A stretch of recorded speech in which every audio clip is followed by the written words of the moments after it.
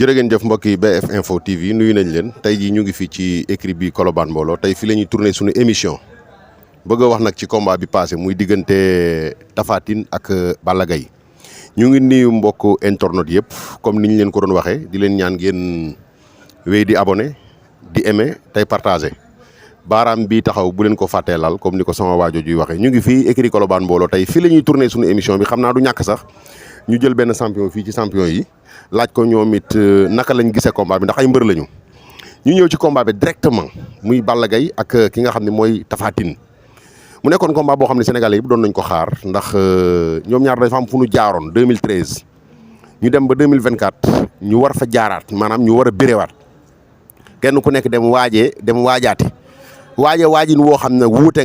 naag ba nga doon waaje ndax Tapha Tine ni mu waaje bii pa peut-être wuute naag bële Balla Gaye aussi ni mu waaje bii pa peut-être wuute naag bële mais am lu ñu doon xaar ci mbër yi te Balla Gaye moom li ñu doon xaar ci moom indi na ko franchement parler Balla moom rien à dire li ñu doon xaar ci moom lépp indi nañ ko ndax li ñu doon xaar ci moom mooy moo indi entraînement bu doy te gis nañ ni Balla bon mu ngi ñëwaat mu ngi revenir ndànk-ndànk gis nañu tamit yeneen préparation yi ndax làmb noonu la man gis naa gars yi sax di sànni xeer ci côté mystique beeg yooyu mais làmb noonu la làmb amul loolu yëf yi ceddo la boo xasee ba da ngay làmb moom gëmal da ngay bokk gëm lépp ba nga bokk weddi lépp mais mënoo gëm li weddi lii kon Balla parfait félicitations bonne continuation Tapha Tine wax dëgg yàlla jàmbaar nga entraîné nga macha allah ñëw nga indi nga doole indi nga confiance ànd nga ak say mbokk lépp mat na mais Tapha staff bi dafay yaraax comme tabe il faut ñu wax ko nag ndax ñun ci làmb la ñu nekk te xam nañu aussi tuuti ci làmb Tapha staff bi dafay yaraax gis nga Tapha mbër da ngay ñaaw njort booy dem ci làmb jël lépp nga yóbbaale lépp doo bàyyi dara mais su fekkee ni da ngay dem yóbbu lii bàyyi lii la nga bàyyi mën nañ la caa jaar daan la xëy na du ma xuus nag de trop comme ni ko yenn amateurs yi waxee ndax ñun du ñu ay amateur wax dëgg yàlla mais li ma bëgg a wax xam nga ko te say staff xam nañ ko ndax am na foo jaaroon ak Balla Gaye bu njëkk ñu ne dañ laa jekku mystiquement ñu ne peut-être xëy na deuxième bi loolu du am deuxième bi mu ñëwee gën a fés ci yéen que jekku gi foo nekkoon Tapha foo nekkoon say mbokk fu ñu nekkoon sa staff fu ñu nekkoon Sénégal benn bopp la kenn mënu ko xar ñaar te réew mi ñu nekk nii actuellement nii lu fi reen jan reen gën na koo jan te nag dafa am foo teg sa bët war faa yegg fi nga teg sa bët war faa yegg lu ne war na la mën a jaral pour nga yegg fa mais làmb ji wax dëgg yàlla bi nga nee tëll ci làmb ji ñi la faral ñëpp am nañ confiance ndax gis nañ physique bi macha allah moral bi macha allah mais bi arbitre bi soufflé kenn xàmmeewu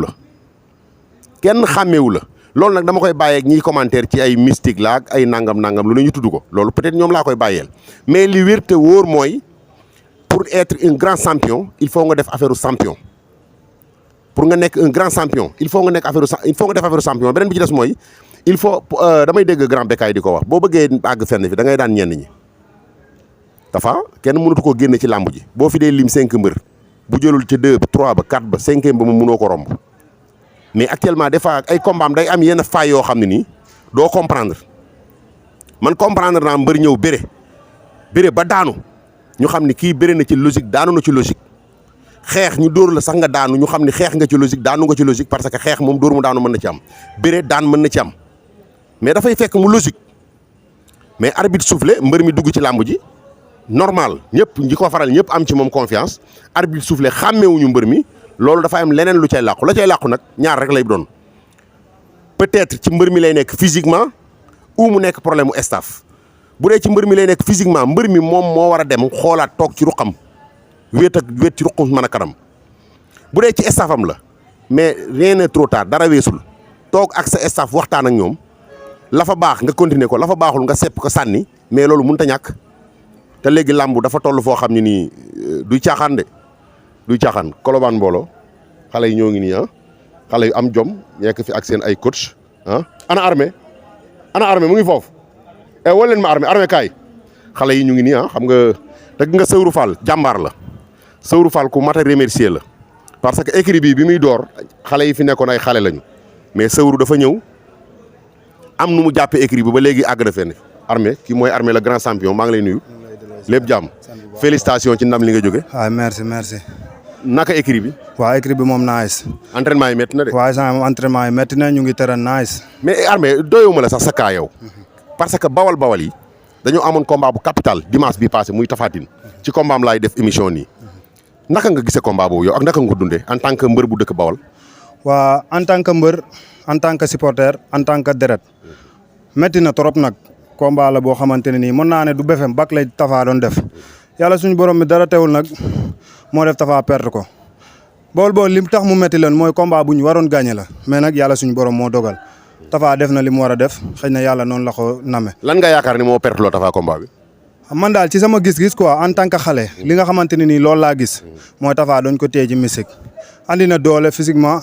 moralement indi na ko entraîné na def na lépp tey Bawol yëpp wuy si nañ ko mais man ci li ma gis loo xam ne nii moo tax Tapha ñàkk combat bi mooy dañ ko téye ci mystique. mais est-ce que tamit Armé loolu du sàggante parce que premier combat 2013 dafa bëre ak Balla Gaye ñu ni Balla Gaye daf ko téye ci mystique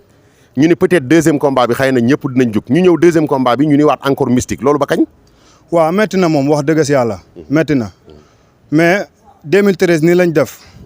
Balla Gaye jàpp ko ci mystique ñëw daan ko 2024 bi ñu ñëwee yaakaaroon nañ ne ñun Bawol yi Tapha duñ ko jekkuwaat ci mystique mais nag côté boobu noonu damay lancé yéen ñi nga xamante ne nii yéen a nekk ci ginnaaw Tapha ñun duñ daw de Tapha toppee ñu ko daan ak daanu deret lañ ko toppee ak Bawol te Tapha bu méttee moo ne ci kanam bu neexee moo ne ci kanam mais li may lancé yéen ñi nga xamante ne nii yéen a yor mystique ku Tapha Tine ngeen gën a focus ci loolu du yoon Tapha Tine saa fu ñëwee ñu koy téye ci gàllaaj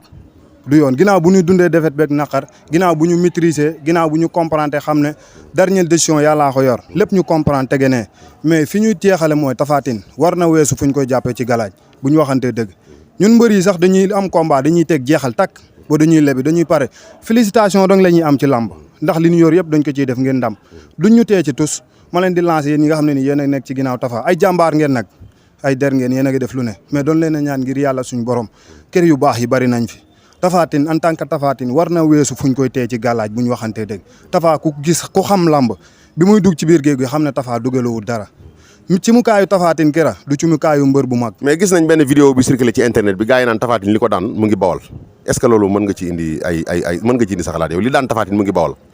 non loolu moom mënuma ci yaatal quoi ndax wax dëgg si yàlla man personnellement li ma jàpp mooy Tapha Tine Balla Gaye moo ko jàpp ci galaaj carrément te xelam. mais Bawol am na fa sëriñ yu man lamb yoo xam ni boo leen seetee tey xëy na d'accord ak ñoom ñu jàppale la yaakaar naa ni kenn du la jàpp ci galaaj. wallaahi asim Bawol yaa tout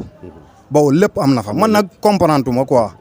mais tey man benn message moo ma gën a metti man ba nii may wax ak yow lamb ji du jóg ci sama xel parce que dama déggante ak benn booy bu dëkk Géejawaay dañuy waxtaan mu ne ma Bawol ni mu toll mënuñu tekki ay loxo.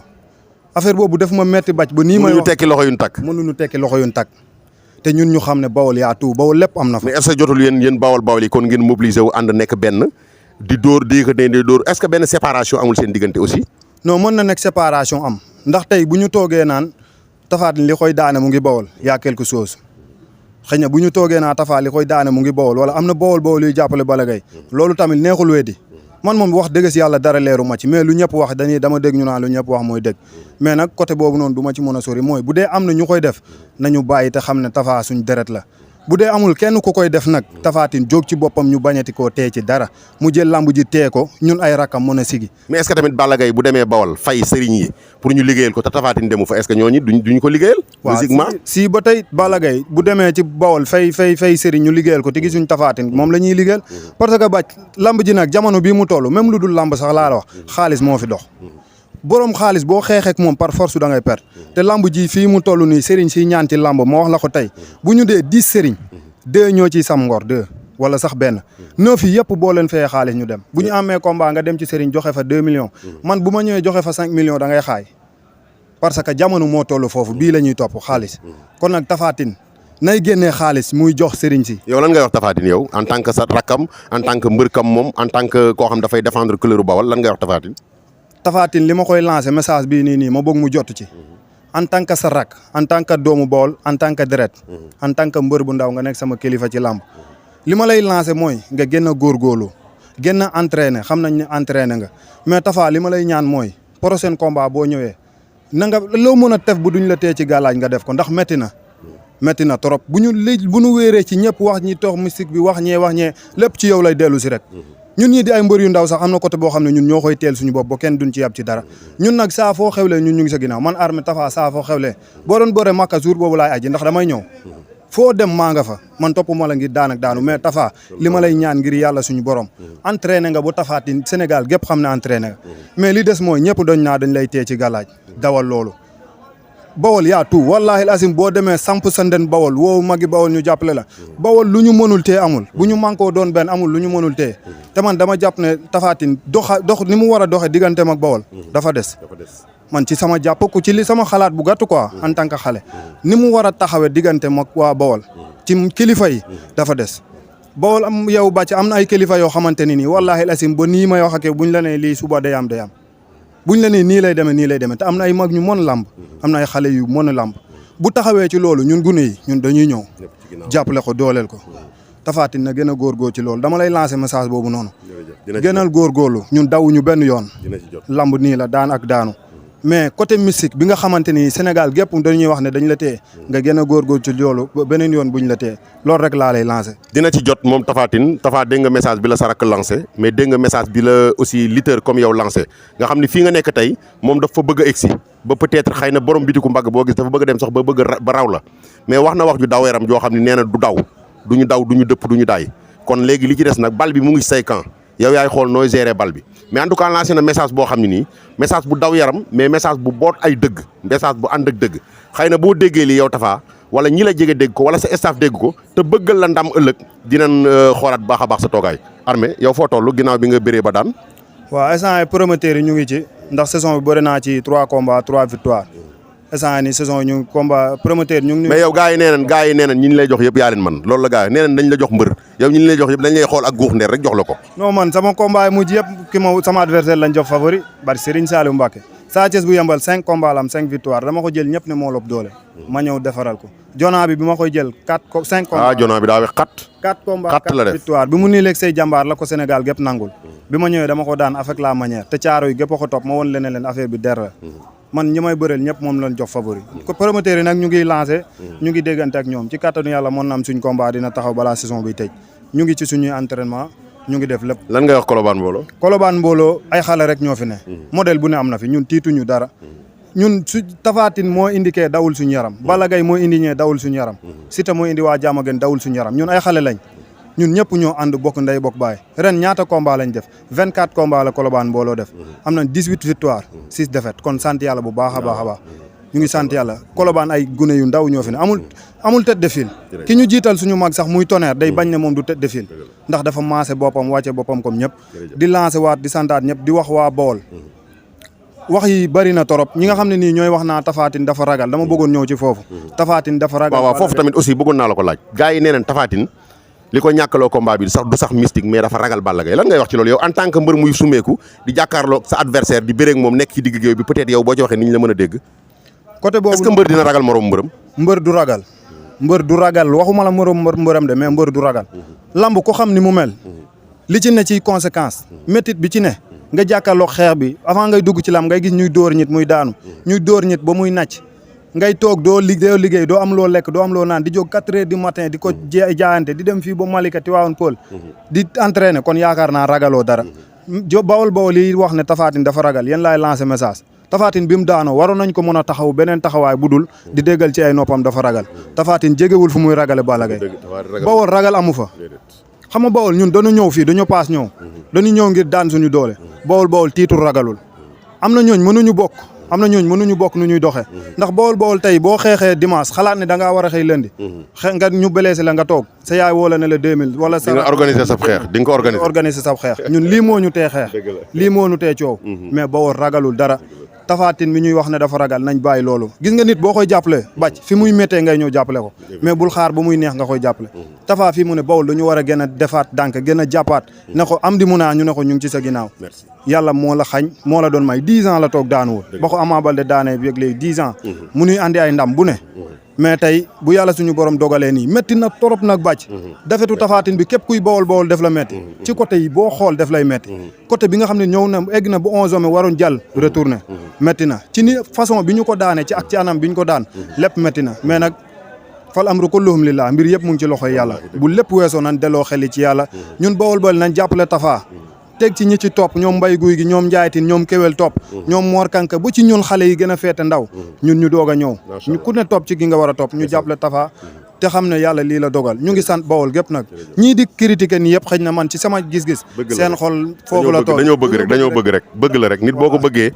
ko bëggee ñaare su defee dara rek sa bëgg moo lay poussé ba nga def loo xam ni wala nga wax loo xam ni sax xëy na yow du jubluwoo ko ci woon bëgg la rek ñu bàyyi la nga tàggoo bëgg rek moo leen dugal ci loolu mais Bawol soxorew ñu Tafa ay dafa ragal dafa ne nii suba koo ci fagaat de la naa Tafa gaynde la mais xolama tàngoon moo tax mu wax loolu di santaat Bawol gépp nag di sant Colobane mbooloo gépp di wax ne ñu jàppale ñu ñun waa Colobane mbooloo équipe Bawol yëpp ñu ngi leen di sant di wax Bawol nañu jàppale équipe Bawol yi waa Colobane mbooloo di ci jiital suñu njiit Sewru Fall laay ménagère la coach la entraîneur la mbër la lépp lay def di jiital yow Sewru daa sawar de Sewru dafa sawar Sewru l'infatigable Sewru xoolal te ren dañoo am suñu 3 combats dañ ko am fii ñëpp na duñ ci génn Sita bu anti Ibu Afia armée ñu ne duñ ci génn ñu ñëw gagné jour boobu Sewru dafa jooy parce que maam Cheikh Rafal mais di santaat Picca tamit ñu ngi koy sant bu baax waagaan xam nga ak père Baye Demba ñu ngi koy sant même yow tamit bàcc ñu ngi lay sant ñu ngi lay gërëm xam naa ne du lu la gënal mais mënul ñàkk ku def lu baax ñu wax la lu baax barke alxuraan gis nañ sa taxawaay ci ñun bëgg nga nu jàpp nga ñu yaa ñu gën a bëgg sax affaire yi ñu ngi lay sant bu baax a baax a baax di la ñaanal jàmm di ko ñaanal ñëpp jërëjëf mbokk yi kooku mooy armée bu Colobane mbooloo écrit Colobane nekk écrit boo xam ni ay xale ñoo fi nekk mais xale yu am jom gis ngeen kii ma taxawal nii boo ko posé woon tey matul 70 kilos wala ci la yem mais day taj arène nationale da koy duy ba mu fees kii mooy caatu Colobane da koy duy ba mu fees te bu bëree rek jommal ñi mu doon bëreel kii mooy laay di Mame Gorgui numéro 2 moom tamit gis nga ko moom it ñu ngi préparé moom émission boo xam ne nii spécial documentaire sax lay nekk avec moom kon ma bàyyi leen ngeen sànni ci kàddu laay. waaw bisimilah ginnaaw ma jullee si yàlla sant suñu ñaari waajur naan bisimilah jàmm rahmaani jàmm yàlla jàmm yàgg père waaw ñun amuñu lu ñuy wax ñun ay ndaw lañ rek ñu ngi seen ginnaaw yéen ñu dooleel tey bu ñu demee ba dem bay nekk mbër si yéen lañ ko gisee dañ doon ñëw entraînement di leen gis ngeen di daw ñuy topp seen ginnaaw di teel suñuy gannaaw ay ngem ba yàlla xër ñu tey ñu bëgg a làmb di ko dox waaw mooy loolu ñu ngi seen ginnaaw daal jaajëf waaw père auzubillahi mina seytaani rajim ginnaaw bi ñu santee yàlla julli si yonent bi sallallahu alayhi wa sallam ñuy sant suñu ñaari waajur may sant sama yaay bu baax di ko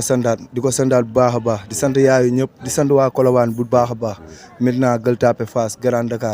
Dakar bi yëpp maa leen di sant bu baax a baax di leen sant yéen bu baax di sant waa écurie bi tamit bu baax kilifa yi fi nekk yëpp. foo toll bi nga jógee sa victoire bi. waaw père man nag fu ma toll nii heure bi maa ngi déglu Sóoru Fall rek. waaw nee na boo yeeg may laaj mais xam nga rek. non ñi lay laaj kay bari nañ ndax man damay dégg groupe WhatsApp yeeg site internet yi ku nekk ñu naan jox leen caatu Colobane. waaw man maa ngi nii rek nekk ndaw si écurie bi xam nga sama papa yi jiital ma fii xam nga man fu ñu ma wax ma taxaw rek foofu laay taxaw. foofu ngay taxaw. waaw man maa ngi fii pour ñoom te làmb laa fi nekkal. acco kon ca kaw ca kanam gars yi acco kontaan nañ ci yéen acco gaynde gi kontaan gars yi mu ngi noonu.